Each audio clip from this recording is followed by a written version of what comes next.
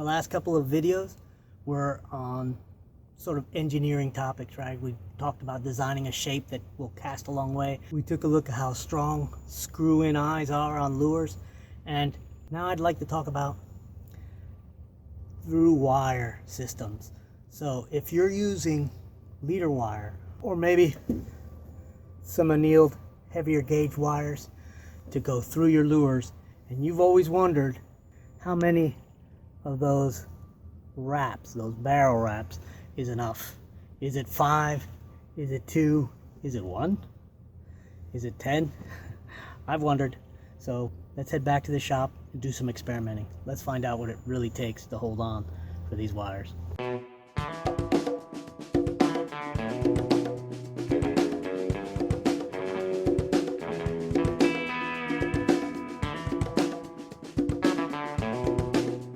Okay, so same setup as last time. We're going to be using the hoist, and I've got my cell phone as the capture camera for the load, and then we'll have to play it back to get the actual load. So we'll gather up all the data and we'll put it up on the dry erase board and see what we get. Okay, this one is full wraps on the annealed wire.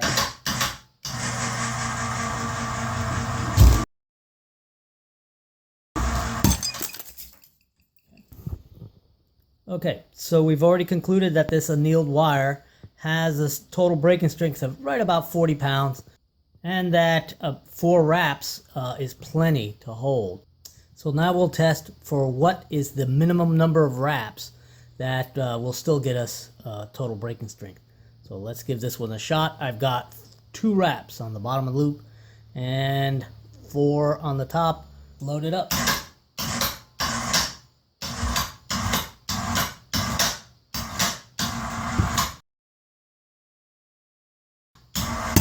Just from my eye, it looked like this went around 42 pounds.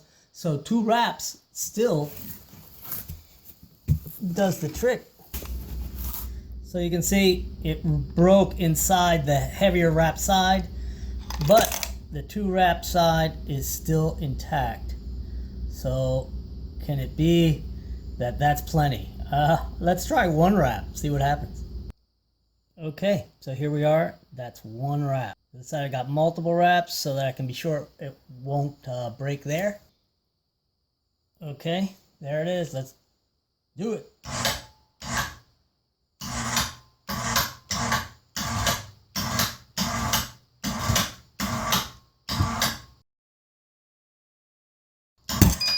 Wow, look at that.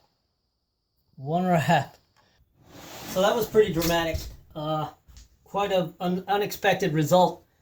Here it is, 1 loop on this thing, and it's still held. So here are all the experiments. This is the results. And you can see they all broke. They all necked down and broke inside the coils, which is kind of interesting. I expected them to break somewhere closer to the center, or maybe just close to the coil.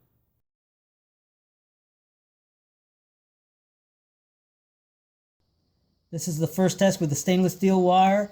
I've got 6 wraps on one end, 5 wraps on the other. I'm trying to see if I can actually get enough wraps to get it to break at its highest load, which it's supposed to be 174 pounds. We shall see. Okay, let's load it up.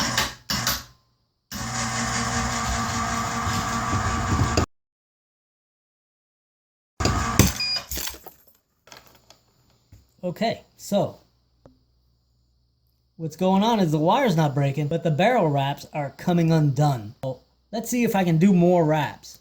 Okay, I also corrected for pounds, not kilograms. The other one I'll have to convert. It came out to about 40.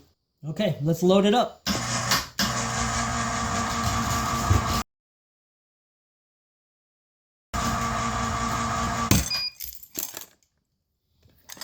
Looks like the 9 coil held and the 7 broke. Let's try again. Okay, now we're getting to the final extreme here. The bottom one has 13 wraps. The top one has 10. That's the most number of wraps I can make on that little machine. So whatever this is, that's all I can get. Let's load it up.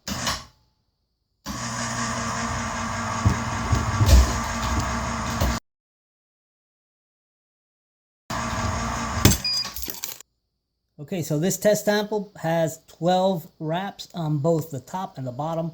That's the most I can get on there with my wrapping machine. So this is going to be the max. Now let's load it up.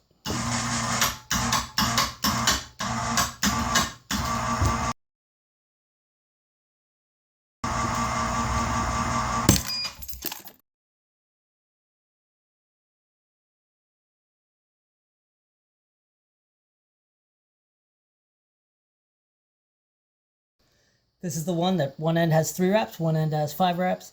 Let's see what we get.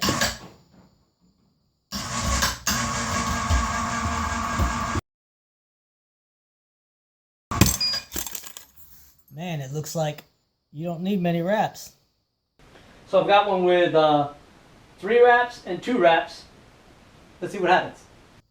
We're testing the one with 2 wraps on it. Let's try.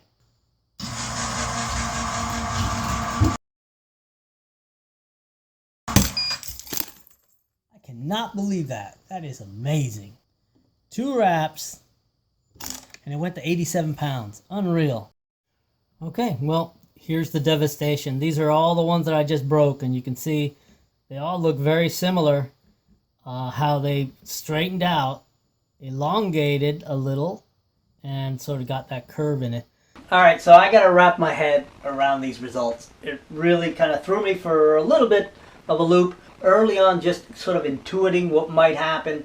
My expectations were that as you went up in wraps, you'd go up in strength of the system, and there would be some linear exponential graph or something I could do that would be egg-headed and engineering. Anyway, but this is so straightforward and so unexpected that I really had to think about it for a while. Let's look at the annealed steel wire first.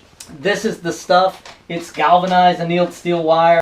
It's supposed to be 25 pound rated. Obviously, it far exceeds what the rating. I imagine that the manufacturer does that to protect themselves from lawsuits and knuckleheads building houses out of this or something. What I didn't expect is that those coils would build so much friction that it would hold enough for it to break it, especially at loads as high as 106.5 pounds. Now that, ironically, was the one where there was only 1 wrap. And for you guys who are doing large lures with through wire systems, I see a lot of you really put in multiple wraps on that last, usually on the tail eye. It's not necessary. I mean, I probably wouldn't go with 1 because you got to have a factor of safety, but I would probably limit it to 2 or 3, probably 3 wraps on anywhere in the system, and I would feel pretty damn confident that it would handle enough loading that you could bring in just about any fish that your line could handle. So let's take a look at the stainless steel. This was very different in that I was never able to develop a load large enough for it to break the wire. So there's something very different going on here mechanically, and I think I know what it is. Let me show you what I think it is. So with the annealed wire, you have a wire that has almost no memory, right? So it doesn't spring back. If I bend it, it stays. If I bend it back, it stays there. So it's really malleable, really easy to bend, and it stays where you put it. So what that means is, if let's imagine this screwdriver shaft is the standing wire, and I wrap this around there, it's going to, let me show you, I'm going to wrap it, and when I leave it, it doesn't spring off. See, it's firmly against this shank, so it stays the same size. On the other hand, this stainless steel is sprung. It's actually hardened steel, so it has a lot of memory. If I bend it, it wants to go back, and I get just a slight bend that's permanent. So it's more difficult to yield it, and therefore when you wrap it around something like so, what you get is it springing out. You see? My theory is when you twist this around that shank, it imperceptibly bounces back just enough so that it's away from that shank. It never really grips it. And so when you're pulling it, it actually acts like a hangman's noose and just slides down and doesn't get friction until it touches that loop eye, Once the first loop starts to straighten, all the rest will straighten with the same load. So you get this flat effect, and you'll see it on the loading. You reach peak, and then it kind of flattens out and then finally pops. So one of the most useful and confidence building pieces of information is the fact that I can get 90 pounds even with just two loops or two coils around the standing wire. You're probably wondering what this would do with one coil. Well, I did the test, and I'll play that video right now. I'm going to tear it. This is one loop.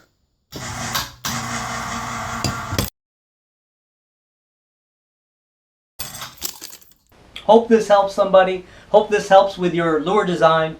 And the answer is, that's how strong they are. I would use this as a rule of thumb. I will be using this as a rule of thumb.